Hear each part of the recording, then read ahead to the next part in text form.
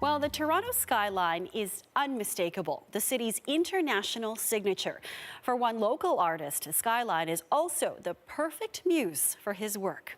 Tosh Jeffrey started painting nearly 2 decades ago, but in recent years has found new inspiration in the city he calls home.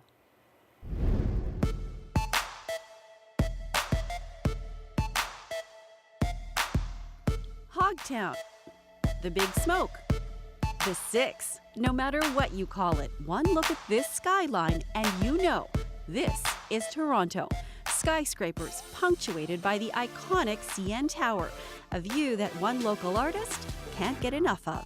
Toronto has a lot of hustle and bustle, but in a sense it's beautiful. And it's very busy and it's very chaotic, but at the same time it's beautiful. And a lot of people in Toronto wouldn't change it for anything else. They wouldn't exchange it because it's exciting and it's vibrant. So that's what I try to do in my work. And Tosh Jeffrey doesn't have to go far for inspiration. The skyline is right outside his Queen West studio. I'm right in the middle of it all, and Queen West being one of the more vibrant art communities, it's pretty inspirational. And I think that's why I moved here. Tosh's work emits a sense of energy, anchored by the city's skyline. But make no mistake, this is not your typical Toronto landscape. If you're from Australia, you see the Opera House. If you're from Egypt, you'll see the pyramids. But that's the goal for me, is not to make it kitschy. Is not to make it like some tourist painting of Toronto. I want to actually capture the atmosphere and vibe of Toronto, which isn't very straightforward all the time and isn't very linear. So I think that's sort of a challenge. An urban vibe, but with a foundation based on the works of some legendary Canadian artists. Lauren Harris, Emily Carr, the whole Canadian tradition of landscape painting and painting where you are in the Canadian landscape is really quite inspiring to me.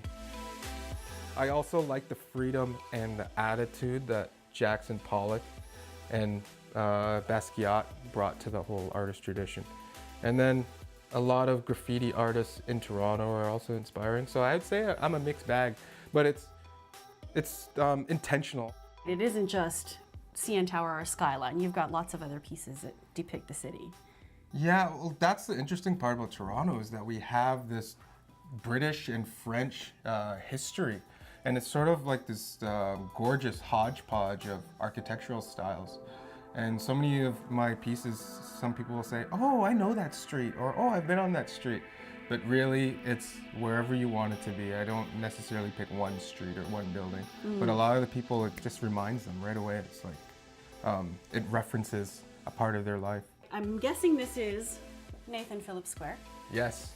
But your take on it? Well, I wanted to capture the center of the city. Some can argue that it's like almost like a cradle, or like hands holding the center of the city or the heart of the city.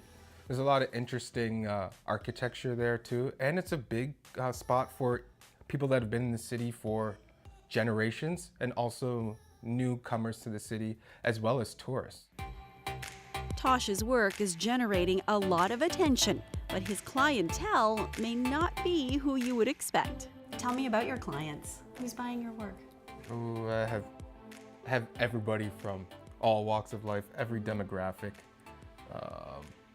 Last week, a couple in their mid-50s came over and bought one of my paintings that I would say is very hip-hop influenced, which was a surprise to me.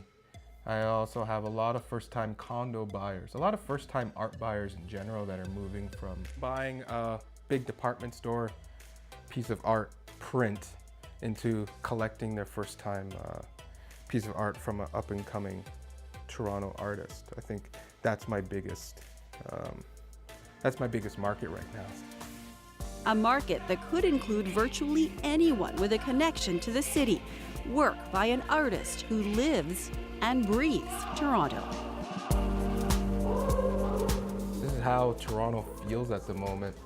I mean, you get out of the subway and you're walking to your buddy's house and it's like, oh, it's brisk. You're smacked in the face with the cold.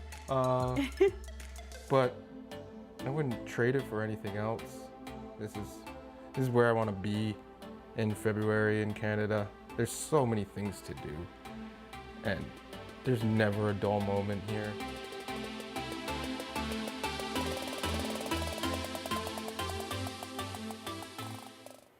Tosh is taking part in the Dundas West Art Tour in the Junction that runs June 2nd to 4th. And if you'd like more information, check out his website, toshjeffrey.com.